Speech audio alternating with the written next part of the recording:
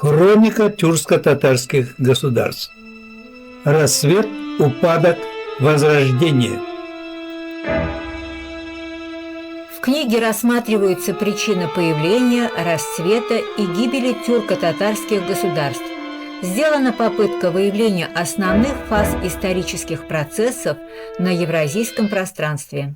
Дан краткий обзор многочисленных тюркских государств с древнейших времен до сегодняшнего дня.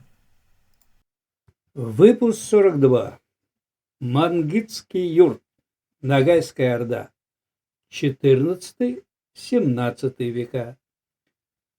В результате разложения Золотой Орды появляется ряд государственных образований, в их числе и Мангитский юрт. Основателем нового юрта стал темник Золотой Орды, выходец из племени Мангит Едигей. Первоначально территория юрта занимала территорию между Волгой и Уралом. В 90-е годы XIV века Едигей вел войны с Тохтамышем за господство в Золотой Орде.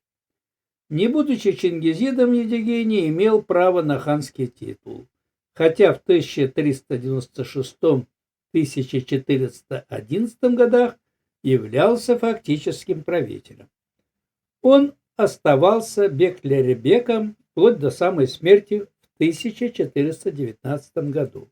При Едигее произошло постепенное обособление мангитского юрта, а его территория расширилась до Западной Сибири в ее степной части. Окончательно Ногайская Орда стала независимой к 1440 году. В начале XVI века из-за постоянных междоусобиц в Ногайской Орде начался упадок. В 1520 году казахский хан Касым захватил ее столицу Сарайчик. В 1550-е годы в результате трехлетней засухи и гололедицы зимой пал весь скот. Следом пришла эпидемия чумы. Население вымирало, и нагаи стали откачевывать на Северный Кавказ. В 1557 году Ногайская Орда стала вассалом Московии и разделилась на две части. Большая Ногайская Орда осталась в степном Заволжье. Ногайская Орда, не признавшая московскую власть, откочевала в Приазовье и на Кубань. В 1577 году Сарайчик был взят московскими войсками. В начале XVII века ногайские кочевья по обоим берегам Яика до Волги заселили калмыки. В 1628-1630 годах калмыки напали на Большую Ногайскую Орду и заняли междуречье Волги и Яика, Урала.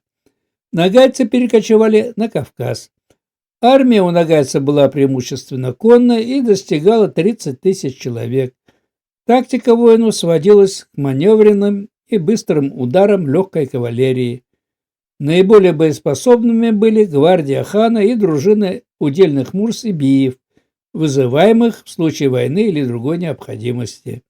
Поскольку в Орде не было сильно развитых в ремесленном плане городов, вооружение ввозилось в основном из Бухары и Самарканда.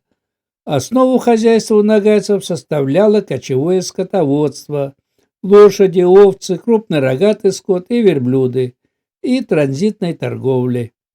В Ногайской Орде был только один город – Сарайчик, доставшийся в наследство от Золотой Орды. Однако он вследствие нападения волжских казаков потерял значение торгового центра. Конец выпуска. Продолжение следует. Давам и бар.